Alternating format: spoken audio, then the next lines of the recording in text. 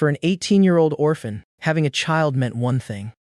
His life, already threadbare, was about to get much harder. There were two choices. He could give the child up to an orphanage and let her live the way he himself had grown up, or he could take her in without thinking of the consequences and struggle through fatherhood as best he could. The child's mother chose the first path. Jungwoo, the father, chose the second. He'd grown up an orphan himself. He knew exactly how much it hurt to live without parents. The baby was his blood, even if she'd come from a mistake. He didn't want to abandon her out of fear and become the same kind of parent his own faceless mother and father had been. More than anything, the moment he held her in his arms, he felt an attachment to that small, fragile thing that could have broken if he squeezed too hard. That feeling erased any thought of giving her up. Sigi. Your name is Sin Sigi. New era. He wanted every day of her life to be surprising and bright, so he named her Sigi. That was how Jungwoo became a father. Unfortunately, he became one with nothing to his name. Raising a child as an underage, orphaned, unmarried father was never going to go smoothly. What little the state gave him barely covered anything, and with no education to speak of, the only work Jungwoo could find was manual labor and part-time jobs. He scraped by. He used every welfare program he could find while hunting for work, and even that wasn't enough, so there were nights he strapped the baby to his chest and ran delivery jobs. When she got sick, he burned through every cent he'd saved and stayed up day and night nursing her. He spent those years like that, and then, the summer he turned 23, when Sigai had just turned 5, light finally broke through. He awakened as a hunter. Sigai, you can go to school now. You can make friends and buy toys too. Toys? Yeah, Dad will buy you that teddy bear you wanted. Yay! He was only D rank, at best. It meant wandering low-level gates, risking his life to harvest resources, but even that paid better than everything he'd earned before, combined. Working hard, he could pull in 3 to 5 million won a month. He grew ambitious, not just surviving day to day anymore, but able to look toward tomorrow.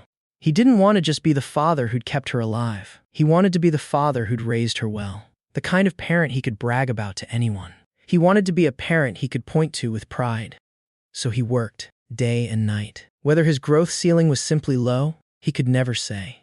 But even after more than 10 years, he'd only climbed to the bottom rungs of rank. Still, somewhere along the way, he'd earned enough skill to lead a company's low-tier gate exploration team. He sent Sigai to daycare, then school, then academy. Every year he bought her armfuls of new clothes.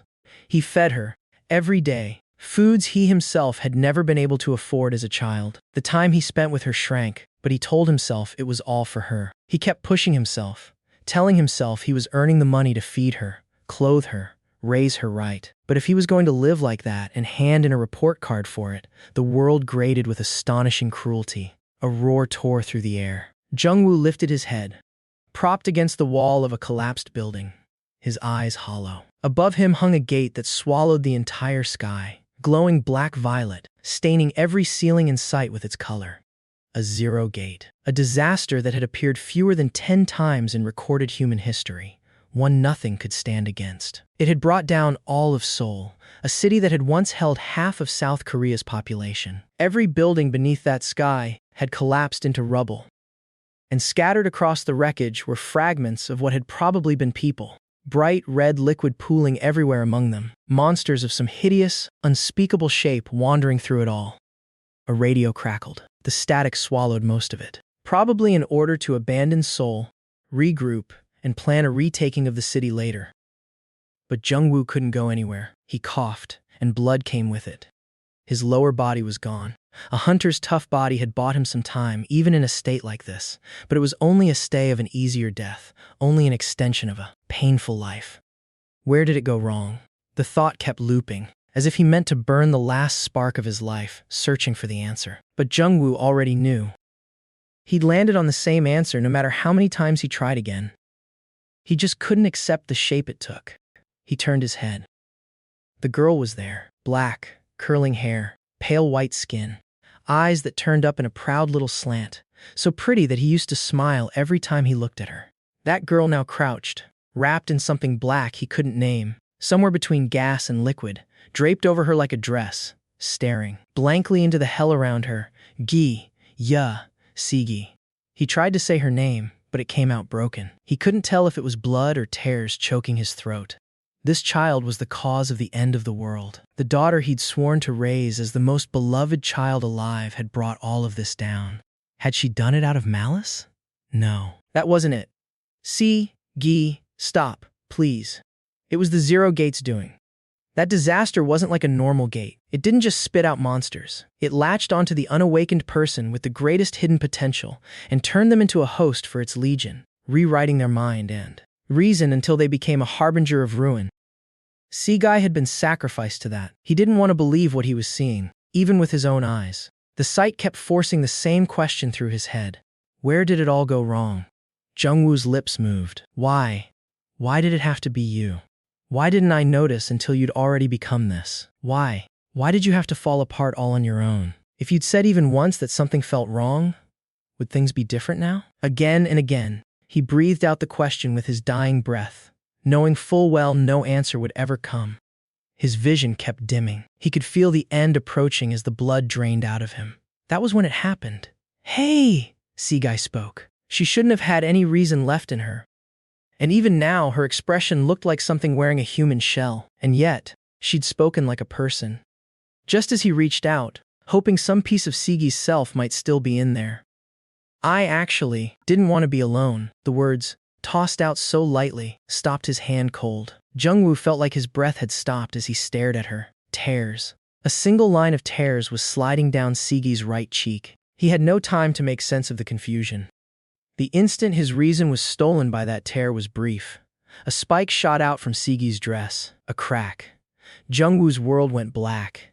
It felt like being submerged in water. Jungwoo didn't even know why he could still keep thinking. He just kept replaying the final moment of his life, over and over. I actually didn't want to be alone.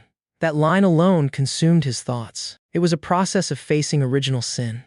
Have a good day. In nearly every moment Jungwoo could remember, Seaguy had always bowed at the door, with her hands folded over her belly whenever he left. And when he came home very late from work, she'd stumble out half asleep and smile shyly at him.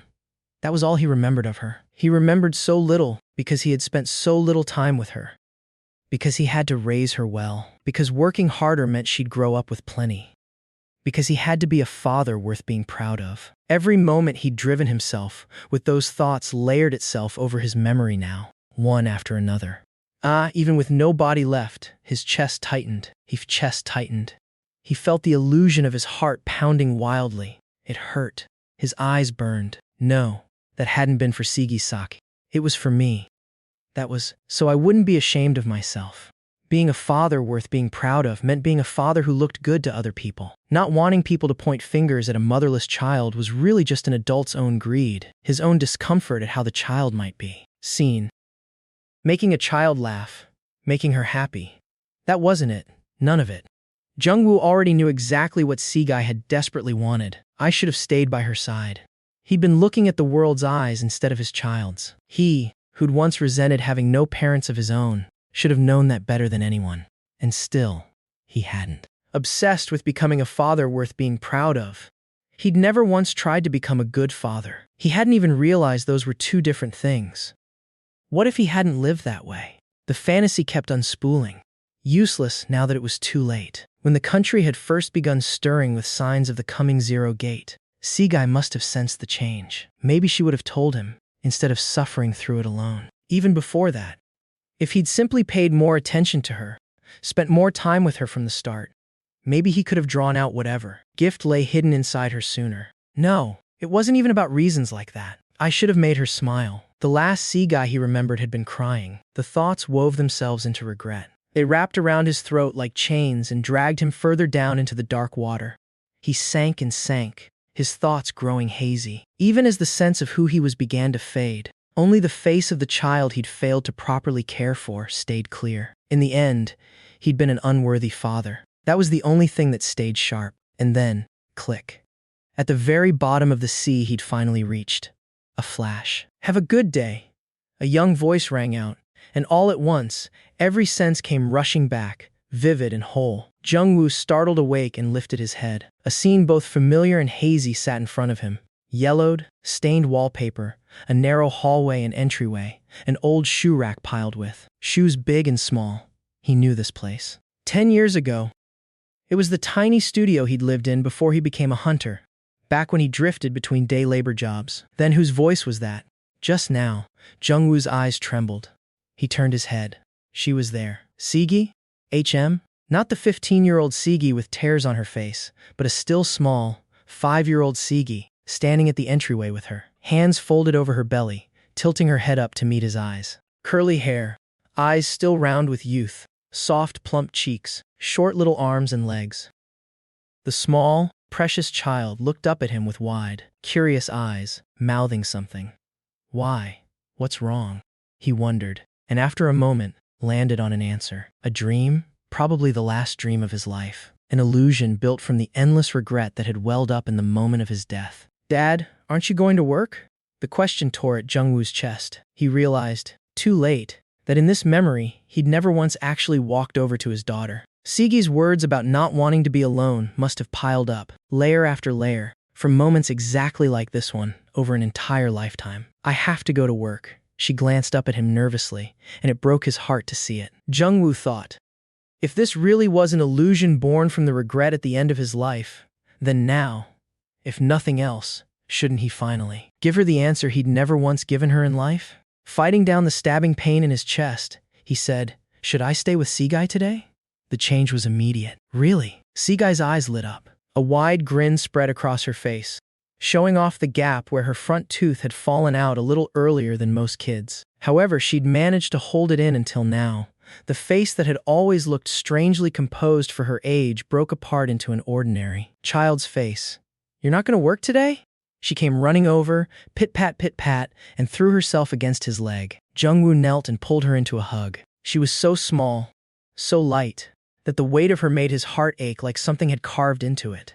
Yeah, Dad wants to play too. Let's play together, you and me. How hard was this? Really? Just this. Once. And he'd never once managed it, his whole life. Self-reproach welled up in him. If anyone so much as touched him now, he thought he might cry. Even if it's only a dream, just let it be this, for one whole day. Wishing for it with everything he had, he hugged the child a little tighter. That was the moment it happened. A familiar chime rang. Something surfaced in his field of vision. Startled by the translucent, unreal interface, Jungwoo looked toward the wall. The calendar hanging there read April 8th, 2032. A date he could never forget. The day I awakened, the day he'd rejoiced, thinking he'd never have to live so miserably again, and rushed straight off to report his awakening and get evaluated. After that day, he'd only grown more distant from Seegi. Of all days for a dream to choose as its setting, why this one? As he wondered, something strange began to happen. HM? Skill unlock conditions. Generated. A chime rang out. A child needs a guardian. You spent time with your child. 1 praise sticker awarded. Collect stickers to unlock the skill. Something, he thought, was off. Did a dream built from a lifetime of regret really need to throw in some event that hadn't happened the first time around? A sense of wrongness kept building in him. It made sense that it would. Jungwoo's aptitude had never been anything like this. I was a decent spearman D-rank aptitude. Decent spearman. It gave an edge to anything done with a spear, and through training, he developed it further into key-rank seasoned spearman. But perfect caregiver? That alone was strange enough, and the rank written beside it was even stranger. Eel? Is that even a rank that exists? He'd worked his way up to team leader at a small company's exploration division, but he'd never once heard of a rank like that among hunter aptitudes. As far as Jungwoo knew, ranks ran from F to A as the basic scale, and anyone who fell outside that range simply got reclassified under the label S. That was the whole system. Was this some kind of glitch? Just because it was a dream? He was still frowning over the thought when, Dad, do you have to go to work? Seegi grabbed his sleeve, tight. The brightness that had lit up her face a moment ago had already collapsed back into anxiety. Startled, Jungwoo shook his head. No, Dad's not going to work today. I was just thinking about what to play with Seegi. Really? Yeah, really. Seegi finally relaxed, but she still wouldn't let go of his sleeve. A trace of doubt lingered in her eyes. Lying is bad.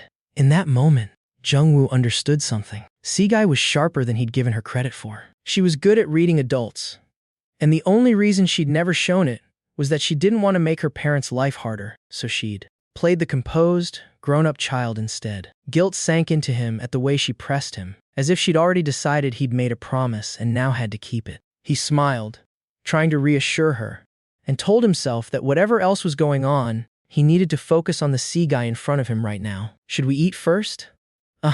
Even as he said it, part of him was still turning the question over. Is this really a dream? Everything felt too vivid to believe that, and it lacked the sense of total control that usually came with a lucid dream. His doubt only deepened. It didn't take long for that doubt to turn into certainty. By early afternoon that day, Jungwoo was sure. This isn't a dream. Nothing about this could be called a dream. If it really were one, there was no way he'd be recalling small, forgotten details of the old studio apartment through information he was pulling from this world itself.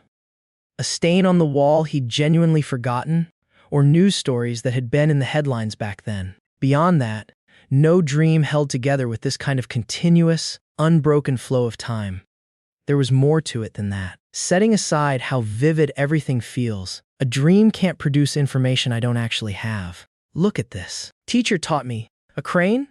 And I can make this, and a bear, and a turtle, and a frog too.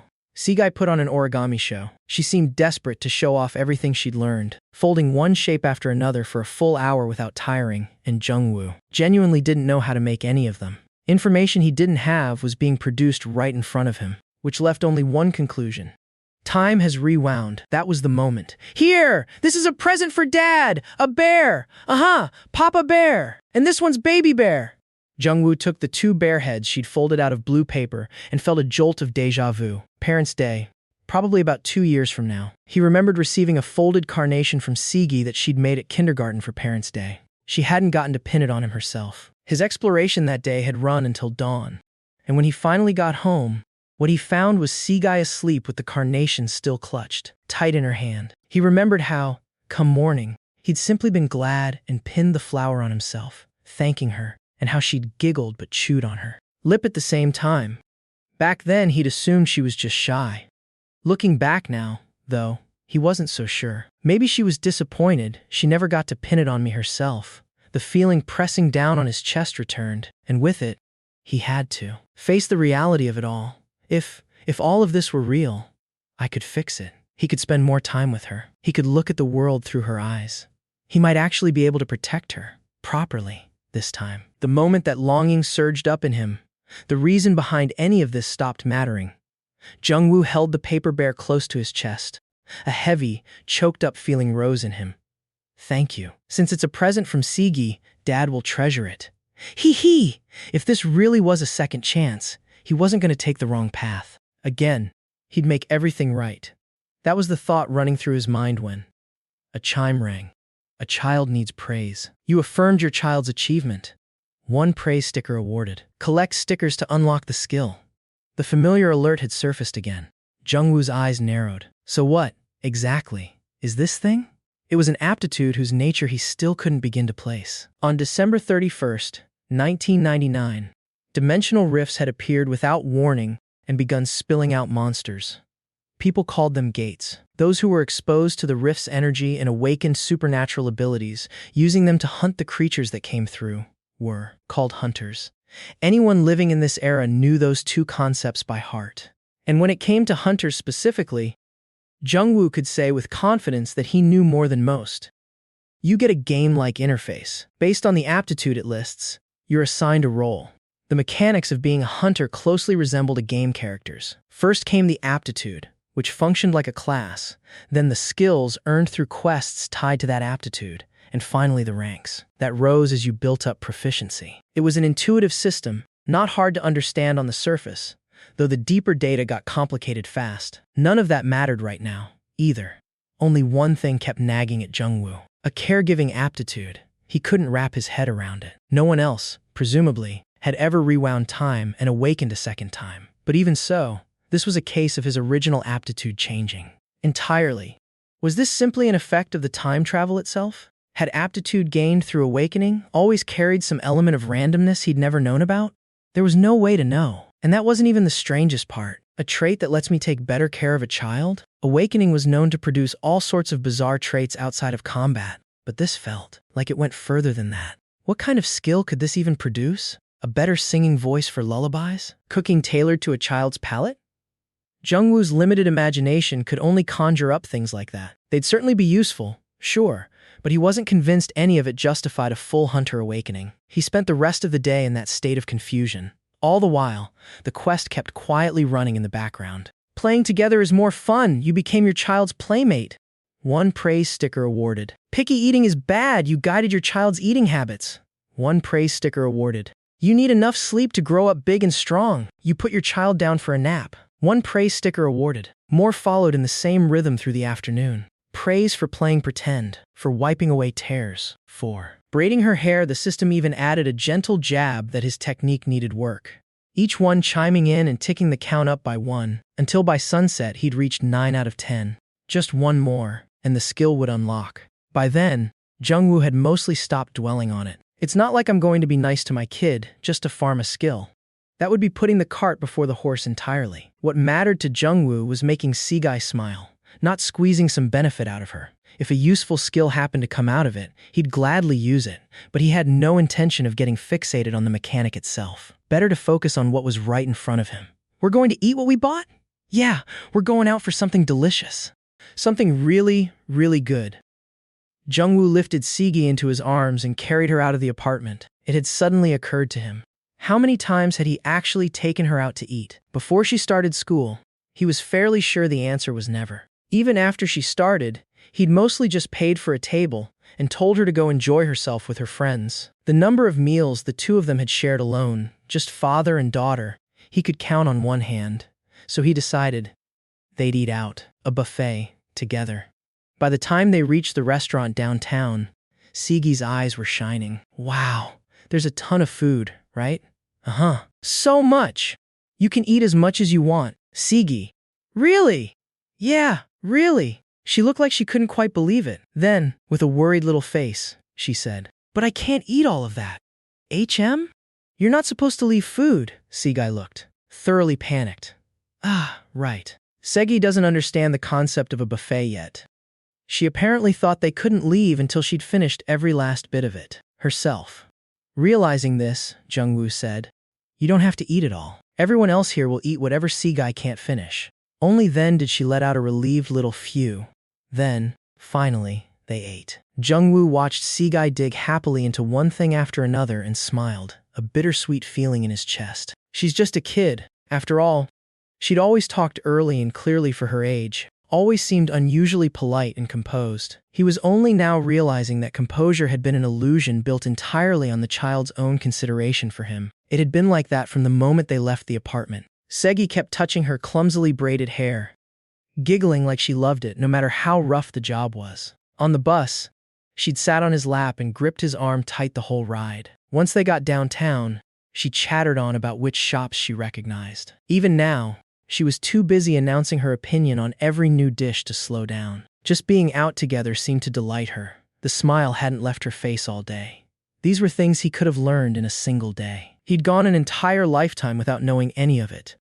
What a poor excuse for a parent he'd been. His heart ached at the thought, but he didn't let himself sink into it.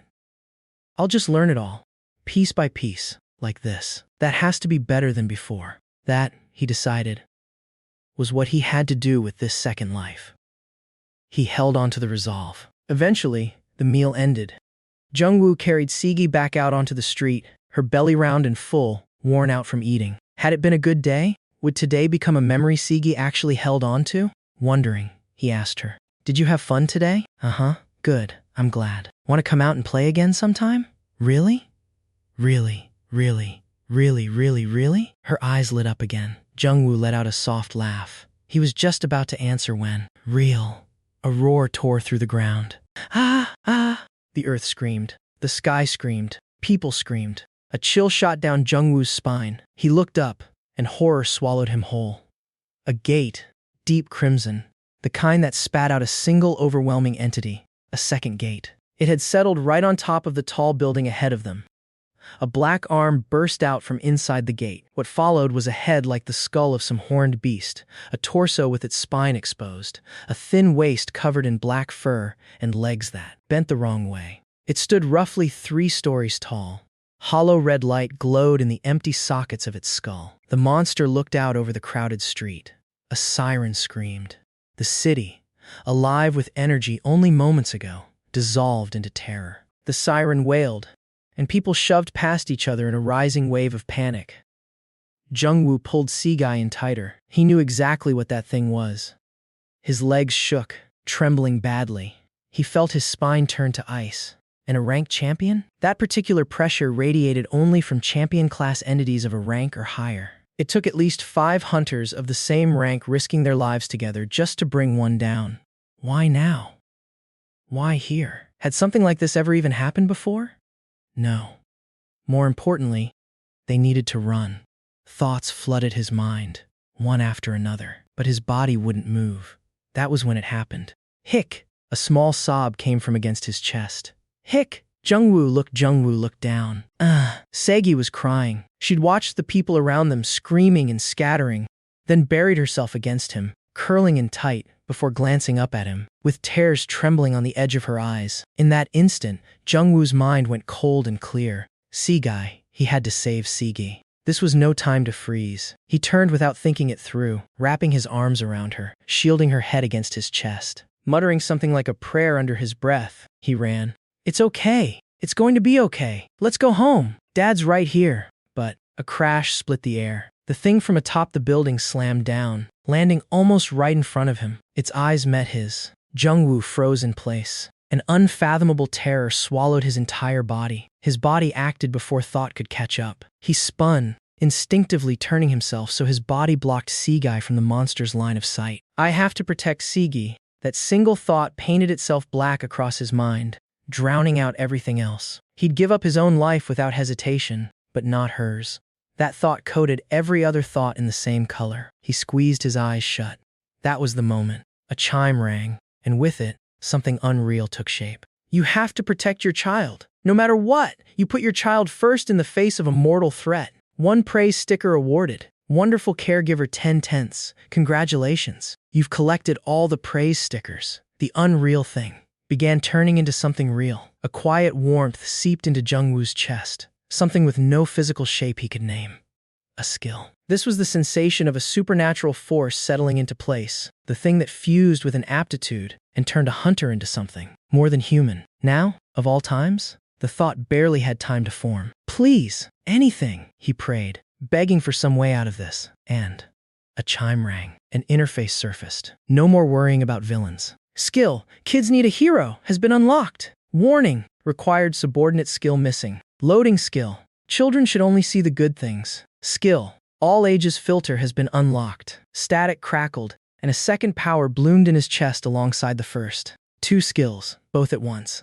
There was no time to figure out what either of them actually did. Jungwoo shouted, half on instinct. Activate. Something happened. A burst of light flashed, and puffs of cartoonish clouds spread outward. The kind of explosion effect straight out of a children's cartoon. A wave of exhaustion washed over Jungwoo. What had even changed? He was still wondering when the answer came from an unexpected direction. Krong, Seaguy spoke. Peeking out from where she'd buried her face, her gaze was fixed on the spot where the monster had stood. Jungwoo turned to look. Only then could he actually see it. His eyes went wide enough to tear. Huh? A low, cartoonish roar rang out, where the grotesque monster should have been standing. A giant stuffed dinosaur toy now stood with its mouth wide open. Its whole appearance had changed. That wasn't all. No available summon in the active slot. Loading a new slot. 3 sharp beeps sounded in a row, then a triumphant little fanfare. 2 soft, bouncing footsteps followed, and what appeared was a plush teddy bear the size of a grown man, decked out in a red cape and armed with a toy sword, planting itself directly between Seaguy and the dinosaur. The dinosaur doll and the bear doll faced off against each other. The childish scene felt utterly unreal. Jungwoo's jaw dropped. Whatever he thought about it, the scene kept unfolding regardless. The bear swept its cape aside and raised its sword. Black smoke gathered in the dinosaur's open mouth. Wow! Just as Siggy's eyes lit up, a blinding flash of light tore through the air. The bear brought its sword down. A golden beam shot diagonally upward, piercing the sky. The sheer, compressed force of it sent chills down every spine nearby. And the surprises weren't finished yet. Where the beam's light faded, The dinosaur's head had been punched clean through, cotton stuffing spilling out of its ruined neck. A moment later, with a soft pop, the dinosaur vanished into a puff of gray cartoon smoke. Exactly like a villain exiting a children's show, something clattered to the ground. A single red magic stone left behind in its place. A second gate was one of the trickiest disasters a city could face. It wasn't dozens of easily managed lesser creatures. It was one single, overwhelmingly powerful entity. Someone might assume a single target made things easier, but that was a mistake born from not understanding the threat at all. Ever since the Millennium Shock, the very first gate event, it had always been the champions that caused the worst damage in urban centers. Their unique traits demanded fresh analysis every single time, and their raw power routinely broke past what their rank was supposed to mean, which made them almost impossible to contain reliably. One incident in particular was infamous across Korea.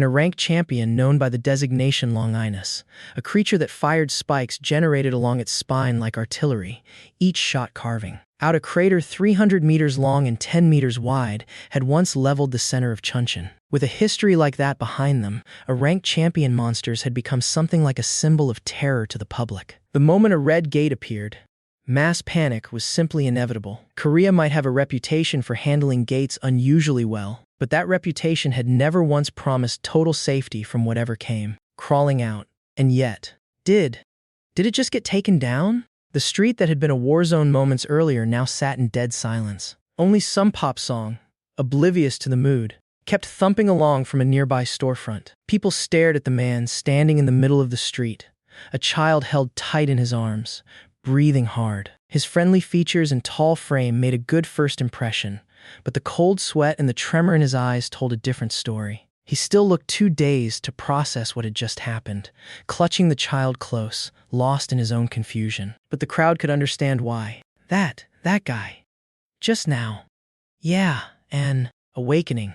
It turned into a doll, right? The monster that had torn itself out of that blood-red gate had clearly been targeting the man. Then a burst of cartoon smoke had erupted from his body, and the monster had turned into a giant dinosaur doll. Right after that, a bear doll holding a sword, seemingly summoned by the man, had fired a beam of light and killed the monster wearing its dinosaur disguise. The cracked, upheaved ground where the monster had stood, with a single magic stone sitting in the middle of it, was proof that none of it had been a hallucination. Wasn't it just too absurd? A disaster caused by a monster's arrival had turned, in the space of a few seconds, into a scene from a children's cartoon. And not just any monster. An A-rank champion.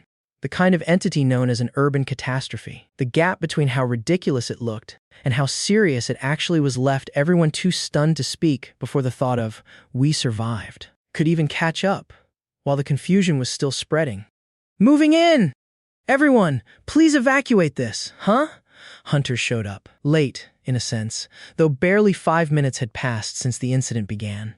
But the situation was already over. The hunters themselves stood there with their mouths hanging open, just as dumbstruck as everyone else.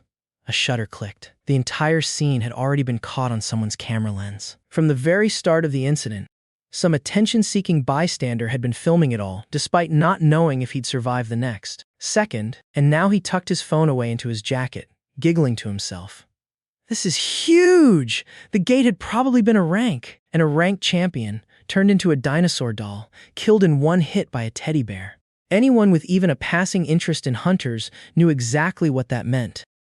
Only someone at the very top of a rank, or srank, could pull off something like that. The man glanced over at the tall, good-looking guy still holding the child. Srank? A brand new srank hunter? Here in Korea? Not just any srank, either. Judging by the atmosphere, this looked like a birth srank. Someone whose very first awakening had come in at set. The undisputed pinnacle of what a hunter could be. If he could be the first to get this online, gotta edit the footage and post it. Fast! This was huge. One video like this could flip his entire life around. Feeling like fireworks were going off inside his skull, the man spun around and hurried away from the scene, a grin stretched wide across his face. An incident that had come dangerously close to becoming a major disaster had just occurred in the heart of Seoul. That it had ended without a single casualty was, in itself, a relief to everyone. Still, there were people who couldn't afford to feel that relief so easily. namely, whoever was responsible for that district's safety. A fist slammed into a wall. Do you idiots even understand what just happened here? Bake Gunho, guildmaster of the Hunter Guild Maram, pounded the wall hard enough to leave a vein bulging on his forehead. A single punch was enough to crack the concrete. He was furious for exactly one reason. Were you even paying attention? A gate opened in the middle of Seoul, in our territory, and nobody caught it in time. More than 30 years had passed since the gate era began. By now, a gate spilling out monsters wasn't some mysterious, unpreventable catastrophe. It was a disaster that could, and should, be prevented. Tracking a gate's formation from its earliest stages and setting up a safety net at the projected site before it fully opened so it could be dealt with in advance. That was the standard process. It was that trust, that confidence, that let ordinary people walk the streets feeling safe. Failing to do that meant only one thing: negligence in managing the assigned district, and by extension, proof that the guild had never truly deserved the rights it held over regional defense in the first place. This was a major incident. This wasn't some outlying district, either. This was a defense post inside Seoul itself. Given everything Maram Guild had gained from holding that post, this was the kind of failure that could threaten the guild's very survival. Gunho yanked his tie loose, irritated. He needed to clean this up. Fortunately, there was at least one way through it. Where is he? That person? Yes, sir. He's been handed over to the Nawon-gu Hunter Management Bureau. Did you secure all the CCTV footage? Is the information contained?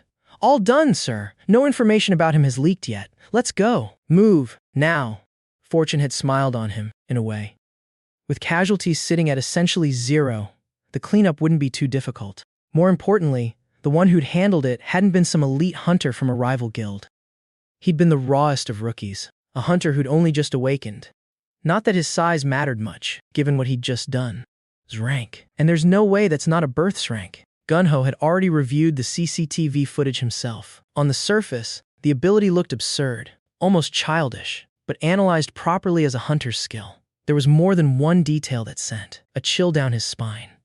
A reality manipulation type. Less than 1% of the entire hunter population has one of those. Academics use the term reality manipulation type to describe abilities that bent physical law itself, rewriting reality around whatever the hunter's power demanded. Just having a power like that made someone rare on its own, and factoring in that it could apparently be applied to enemies as well as the environment put this man in the top 1%, even among reality manipulation types. Did it stop there? It did not. A summoning aptitude. 2. Low risk, high return. With minimal danger to the summoner's own body, a summoning aptitude could shine in everything from scouting to full combat. It had its usual weakness, a low ceiling on power, but the man had just one-shotted an A-rank champion. Considering that even Gunho, an active A rank himself, couldn't take one down alone even if his life depended on it, that particular weakness clearly didn't apply here, which meant Gunho's read on this man's power came down to reality manipulation that forced every fight to favor his summons. It looked strange on the surface, sure, but by any real classification, this was Tier 0 material. His profile? His name is Sin Jungwoo, 22 years old, an orphan, with a 4-year-old daughter. He's an unmarried father, and it looks like he's had it rough financially. Lucky guy, turning his whole life around like this. It wasn't meant as an insult. Hunters, as a category, had always been born of luck to begin with. The contract? We drew up a Tier 1. You idiot! Redo it! Strip out every clause attached to a Tier 1. Bring it down to something barely more than putting his name on the roster. Yes, sir! If he could bring the man in somehow, and spin the story so that the public heard the guild's own member had resolved the incident without a single casualty, using it as an introduction. That could flip the whole situation around. And it would solve Maram Guild's long-standing, chronic weakness, a lack of real combat power. Gunho was quick with numbers. From the moment he'd confirmed a birth's rank had appeared, he'd started locking down every piece of footage and information while simultaneously preparing to recruit the man.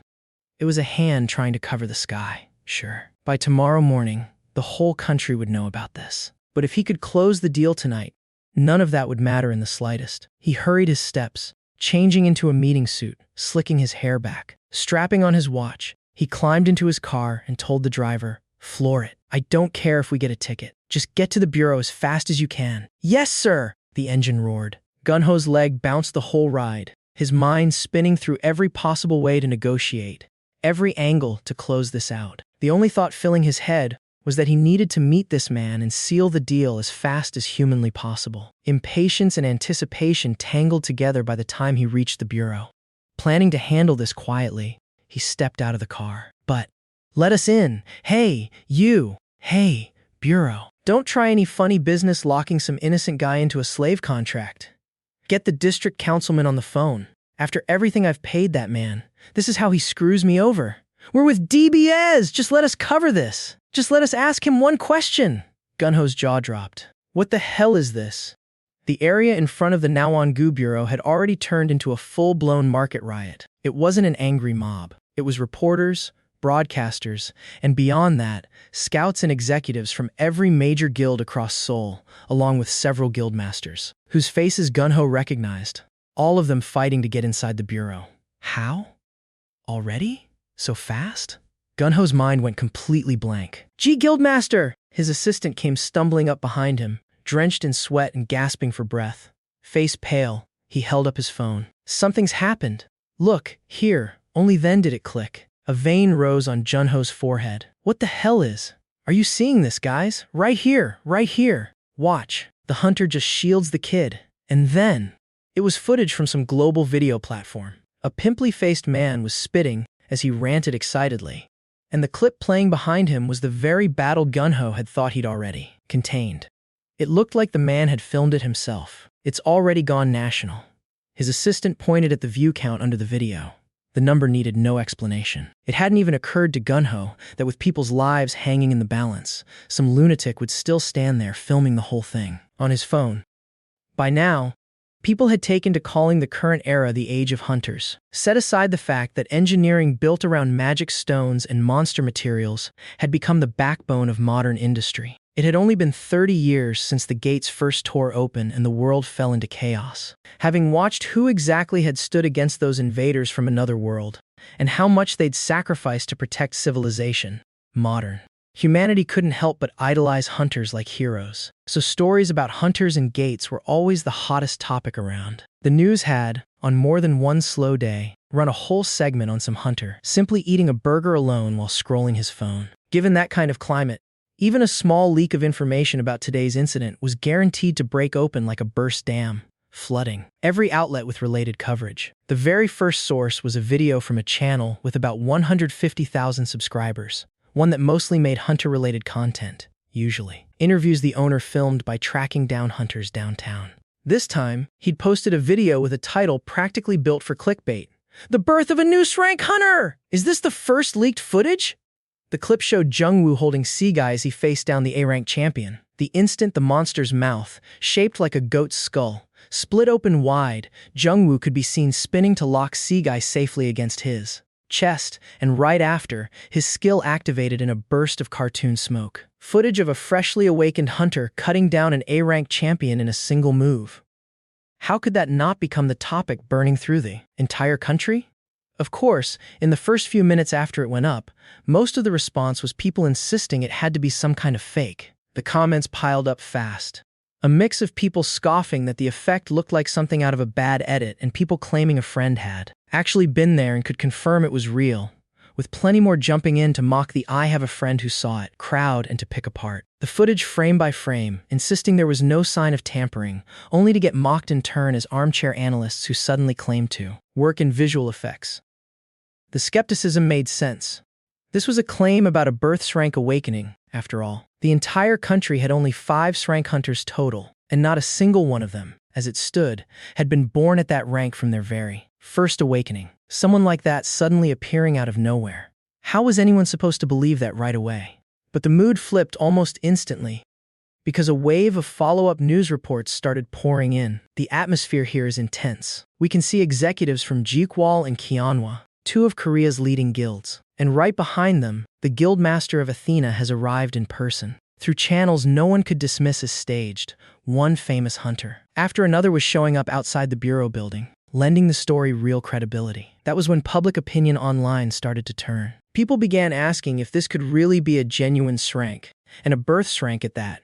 Someone pointing out that Korea had never produced One before, another digging up that the last confirmed birth rank anywhere had appeared in America 7 years earlier. The hunter known as Savior, which some couldn't believe had already been 7 years ago. Others kept circling back to the ability itself, amazed that it was real. A power that turned monsters into giant dinosaur dolls, then summoned a teddy bear that one-shotted them against an actual A-rank champion, no less. One popular comment ranked it against a more conventional blast of energy power and declared, only half joking, that turning your enemy into a stuffed dinosaur before beating it to death was simply the funnier, more memorable, and far more intimidating option. Even at that late hour, the reaction spread across the entire country in minutes. And, as people tend to do, a pocket of resistance formed too. Some insisting it was all overblown since there hadn't been an official SRANK rating yet. Though that pushback never gained much traction, drowned out by replies pointing out that one-shotting an A-rank champion practically guaranteed an SRANK verdict on its own, birth SRANK or not. The mood was practically festive. It made sense. In this era, a strong hunter was directly tied to a nation's power and prestige. And SRANK hunter was close to a walking strategic weapon, so the excitement was inevitable. If there was any risk at all, it was that an awakened person's personality could sometimes become its own kind of controversy. But the footage everyone had already seen put that particular worry to rest. A common joke made the rounds too. People gushing over the idea that he'd awakened trying to protect a little sibling, calling it peak romance, before someone jokingly played along calling him Big Bro, and someone else jokingly flagged the whole exchange as sounding a little too smitten. Humanity loves a hero. More specifically, humanity loves the kind of heroism where someone uses their power for a noble cause, and this was an era where that value stood out more than ever. An awakening that happened in the middle of trying to save someone carried its own dramatic, emotional charge, and this footage delivered exactly that. Given all that, the major broadcasters cut into their scheduled programming to throw everything into live coverage. The ratings for those news segments ended up blowing past even the biggest hit dramas of the season. The director of the Nowon-gu Hunter Management Bureau has just entered the building, and it appears an official rank evaluation is currently underway. Key personnel from major guilds continue to arrive on scene. Breaking news. We're now hearing that an executive from Universe, the massive American guild, has just boarded a private jet. The story had jumped past Korea's borders entirely, with foreign interest already rushing in. Online, the reaction only grew more extreme. People arguing that this level of attention basically confirmed the birth rank claim, since major guilds didn't move like this over nothing. Others half joking that if Korea let this hunter get poached by a foreign guild, it would be a national embarrassment. And a few voicing real worry that losing in SRANK abroad counted as a genuine national security issue, hoping the government would step in to stop it. The movement of major foreign guilds functioned as a kind of seal of authenticity all on its own. Their involvement all but confirmed this new hero really was a birth rank. And now public interest had stretched past the simple fact of a birth rank's arrival into speculation about where his career would ultimately land. Every eye that could be pulled toward the story had, by now, fixed itself on the Nowon-gu Bureau. Meanwhile, at the very center of all that attention, Jungwoo, Sigi, can't sleep? Was busy dealing with a very different kind of crisis in the form of Sigai's eyes shining with pure, overexcited energy.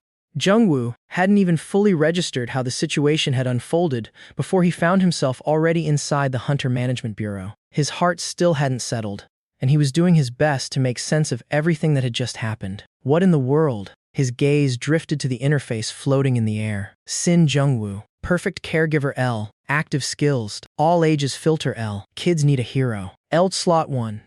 Bear hero S. Quest. A true caregiver always puts their child first. Isn't that right? Parenting never really ends. Keep collecting praise stickers. 0 tenths. His peak rank had only ever reached C, but Jungwoo had spent 10 years of his life as a hunter. Reading a status window like this wasn't difficult for him. Clearly, the moment he'd faced down that monster, the stickers required by the quest had all filled up at once and unlocked his skills, both tagged with a mysterious L rank he'd never encountered before. One of them was some kind of reality manipulation power that transformed enemies, and the other looked like it created a summon. What Jungwoo's attention kept snagging on was the summon's rank.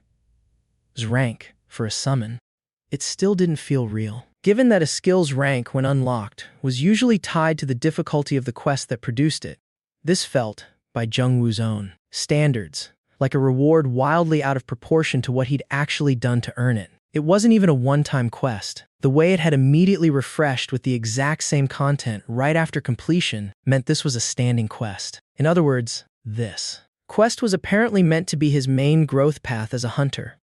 An L rank? Is that the part that matters here? He had no way to know. His understanding of this aptitude was still far too shallow, and there was simply no data in his memory that could help him interpret it. Even that alone was enough to give him a headache, and the situation outside kept moving forward at a breakneck pace regardless. The hunters who'd come to clean up the scene had immediately called in the bureau. Bureau agents, apparently pulled back in after they'd already gone home for the night given how disheveled they looked, had rushed over, taken custody of Jungwoo, and brought him here to run him through a full battery of rank evaluations. He was waiting for the results now, in what amounted to temporary lodging. A hotel room transplanted wholesale into the building, the kind of private suite the bureau kept on hand for emergencies when someone needed to be brought in on short notice. It was almost funny, comparing this room to the studio apartment he actually lived in. The gap was startling. He let himself smile bitterly at the thought before his gaze landed on Sigi. Her eyes were shining, bright and wide. Even past 11 at night, there wasn't a trace of sleepiness in Sigi's eyes. She'd been nodding off on the way out from dinner, but ever since the whole incident, she'd been buzzing with excitement. Dad, you're a hero, right? You saved Sigi, right? It was already the 10th time she'd asked some version of that question. Jungwoo answered with a helpless smile. Yeah, I guess I am. Now came the real reason behind the repeated question. Then Sigi's a princess, right? Yeah, our Sigi's a princess. Hee, a princess, saved by her hero. That was the idea Sigi had latched onto completely. Watching her stomp her feet in delight warmed his heart and stung with guilt at the same time. The fact that his daughter dreamed of princesses was the kind of ordinary detail the old Jungwoo, before all this, had never once known. Maybe just seeing that expression on her face made the endless repetition of the same question worth it. Not that it stopped there, either. A chime rang. A child needs to dream. Your child is having a wonderful dream. Collect stickers to unlock the skill. Maybe it took more than 10 rounds of asking before she truly believed it. The moment Sigi genuinely accepted that she'd become a princess, the quest counter ticked forward. Jungwoo, still thoroughly confused, stared at the notification. What happens now? How would the rank evaluation turn out? What would happen after that? The more he thought about it, the more the feeling that deepened wasn't anticipation but worry, which made sense, honestly. S rank, an L rank aptitude. And on top of all that, Jungwoo hadn't even had a full day yet since he'd rewound back through time. Every thought kept circling back to Sigi's safety, Sigi's smile, Sigi's life. He couldn't stop wondering whether any of this would end up working in her favor. That was when a knock sounded. Jungwoo stood up. Yes, please, come in. The door clicked open to reveal a well-dressed, middle-aged man, 4 people in suits trailing behind him like an entourage. The middle-aged man smiled warmly and offered his hand. A pleasure. Hunter Sin Jungwoo. I'm Kim Sinwook, director of the Nawon-gu Hunter Management Bureau. Just as Jungwoo, still dazed, started to reach out to shake it. It's Anne. Honored to be the first to meet Korea's proud 6th rank hunter. Congratulations. The words reached his ears again, and again he couldn't quite believe them even hearing them directly. But then, could we have a word? Something clicked into place in Jungwoo's mind, unbidden. The rank of Srank. A visit from the Bureau's own management. Access to guest lodging that only opened up under special circumstances, and being kept isolated here all this time. Every clue snapped together. Somewhere in his memory, a piece of the past he'd nearly forgotten was rising back to the surface. This isn't just a courtesy visit. This was a stage for a recruitment pitch. And not an honest recruitment pitch, either. This was a bureau recruitment. The kind that, years down the line, would blow up into a serious problem. Jungwoo's head went cold. Reason dragged itself back into the present. Sigai was right beside him, stomping her feet with excitement at how kindly this important-looking man was treating her father, realizing that this isn't the time to be dazed. If he didn't get his head straight, he couldn't protect Sigi. Burning that fact into his mind, Jungwoo smiled brightly and clasped the man's hand. Thank you, Sin Jungwoo. So I've become an Srank hunter, then. It was the same smile he used to wear back when he'd been half out of his mind chasing a better position, grinding himself down for whatever guild would have him. By Jungwoo's own memory, this scandal had happened 8 years from now. Or, from where he stood in this rewound timeline, 2 years from now. Back then, it had shaken the entire structure of Korea's hunter world down to its foundations. It started with a whistleblower, a public service hunter who'd posted a single line, "Don't become a bureau hunter. This place is rotten to the core." Public service hunters had always carried more than their fair share of controversy. The bureau itself had existed since the very last day of 1999, the day the first hunters ever awakened on this earth. Back then, humanity had been fighting a war for its own survival, so naturally the group that formed was structured almost like a military hierarchy. The problem was that the same organization never let go of that structure even after the world stabilized. It wasn't really about money. Public service hunters earned less than their corporate counterparts, sure, but the social prestige of the job alone came with pay on par with a major corporation. And beyond that, joining as a public service hunter meant, from the start, accepting a certain financial sacrifice in the name of duty. But it was exactly because they'd accepted that sacrifice that something else became unbearable. It was the first-generation hunters who reached into politics that caused the real problem. An age of peace had arrived, which meant, in other words, that the people who'd built up their reputations and their power out of pure necessity no longer had many chances to shine the way they once had. A good thing, in principle. But for people who'd already gotten drunk on the power and fame of being heroes, it made for a rather dull era, with no more room left to build authority the old way. A handful of those first-generation hunters started getting greedy. They threw themselves into politics, chasing power directly. That was where the Bureau's corruption began. It stopped being a group people joined out of duty and sacrifice, and turned into a launching pad for a career in politics. Factions formed inside. Hunter-turned-politician hardened into something like its own cartel, and different factions inside the Bureau started waging war against each other. That's just how group dynamics work, isn't it? Once a current gets strong enough, every individual caught in it gets swept along whether they want to or not. Rookie hunters who'd grown up idolizing the heroes who'd shone brightest during the war years now had to look the Bureau's internal backroom, dealing straight in the eye. Some got absorbed into that culture. Some grew disillusioned and left, and some fought to change it and were crushed for the effort. The whistleblower had belonged to that last group. Jungwoo still remembered it clearly. How relentlessly that young hunter had been attacked once the truth came out, and how much had to be sacrificed before the claims were finally proven and the Bureau torn down and rebuilt. What Jungwoo was facing right now was that same corruption, still in its early, unexposed form. I'll get straight to the point. The nation needs Hunter, Sin, Jungwoo's strength. Everyone likes to talk about this being an age of peace, but the truth is, the threat of gates hasn't disappeared from the world. What happened today could happen anywhere, at any time. That's simply reality. The man who'd introduced himself as Kim Sin-wook, director of the Manhwa Bureau, spoke with a stern expression.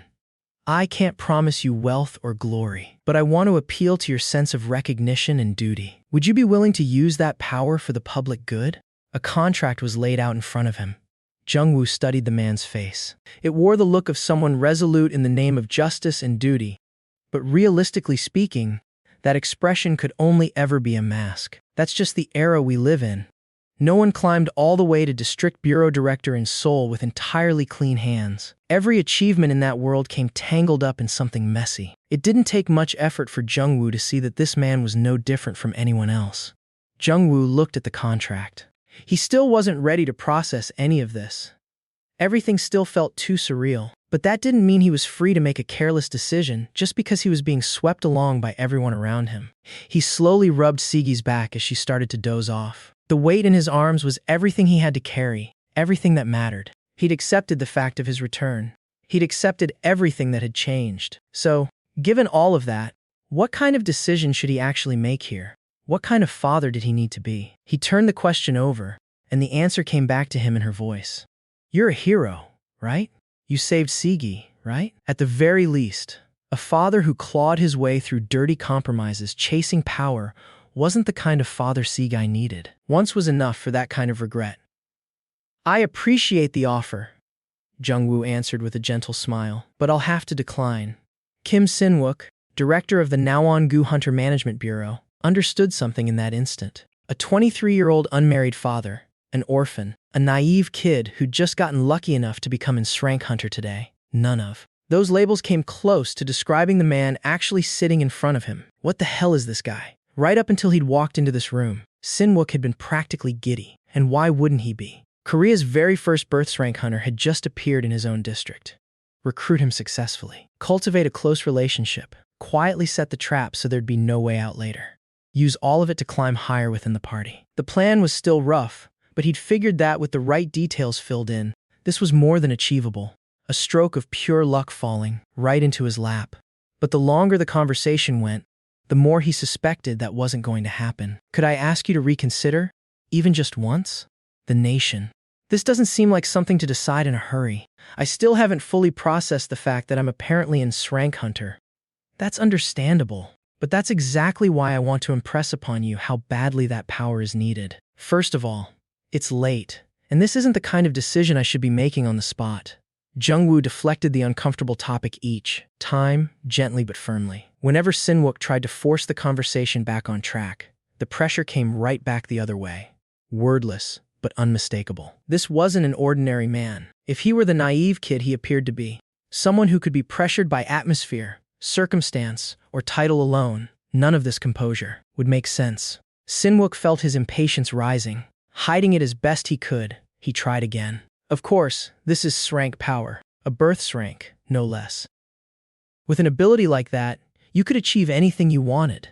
But, I dare to say this, there are things in this world more important than wealth and glory, and the society we live in today was built by heroes of the past generation who sacrificed themselves for exactly those values. His eloquence and his mask were the two biggest weapons that had carried a man who was, honestly, only a B-rank hunter, all the way up to the title of director. He knew exactly which topics and which phrasing worked on people. He knew how to dress up his own goals to make them sound beautiful and worthwhile. The entire country, no, the entire world is watching to see what choice hunter Sin Jungwoo makes. I want to gently point out that whatever choice you make, as someone who's about to become the face of a new era, might end up shaping the value of this whole era.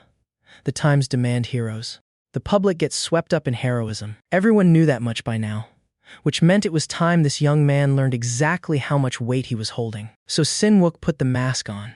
He buried what he really meant beneath his words. He wanted, more than anything, to crush Jungwoo under that weight, to make him feel like this single decision, right now, was everything. And he pushed one step further. I'm not asking for a sacrifice with nothing in return. I can't promise anything on the financial side, but in every other respect, I guarantee the Bureau will pull every resource it has to offer. Treatment on a national scale that no corporation could ever match. Sweet honey, smeared over a sense of duty. But there was something he'd missed. I'll have to decline. I'm sorry.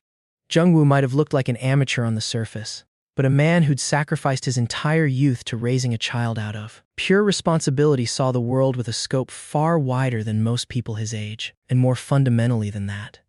Jungwoo had never wanted to be everyone's hero in the first place. Hearing you say that only makes me more certain this isn't something I should decide here, on the spot. Jungwoo shifted his hold on Sigi, who'd finally drifted off to sleep, gazing at her the way someone looks at their most precious treasure. I want to be a good father to my daughter. Then all the more reason for your daughter's sock. That's enough. Sinwook stopped short. A chill ran down his spine. He looked at Jungwoo with something trembling in his eyes. The curve of Jungwoo's mouth had gone flat. His gaze carried no hostility at all, but it pressed down on Sinwook with an emotionless weight, almost regal in its stillness. Bringing my daughter into this isn't your place, Director. It was the first outright refusal, and a warning on top of it. Sinwook understood the implication instantly. He couldn't say it, that this was some young punk with nothing to his name, daring to speak to him like that. This was the worst possible outcome. This 23-year-old day laborer, unmarried father, already knew exactly what kind of crown had just been placed on his shoulders. And he was already using it. Sinwook's lips moved. Only belatedly did he notice the cold sweat soaking through the back of his shirt. He clenched his jaw in private, then finally managed to force his expression into something like regret, and smiled. I've overstepped. My apologies, Jungwoo answered with an easy, friendly smile. Thank you for understanding. And that was where it ended. Jungwoo left the bureau. The moment he stepped through the front doors, What met him was a sea of people under the black night sky, all lit by artificial light, all staring straight at him.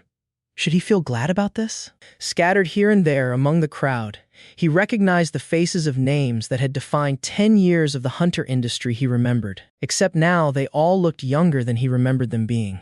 He adjusted his hold on Sigi. Something in his chest sank as he found himself facing, not people's actual faces, but what those stares wanted from him. His own confusion didn't matter right now. He'd already learned, over the years he'd lived, that the world wasn't generous enough to wait around for someone's hesitation. It always demanded choices and consequences. Korea's very first birth-rank hunter.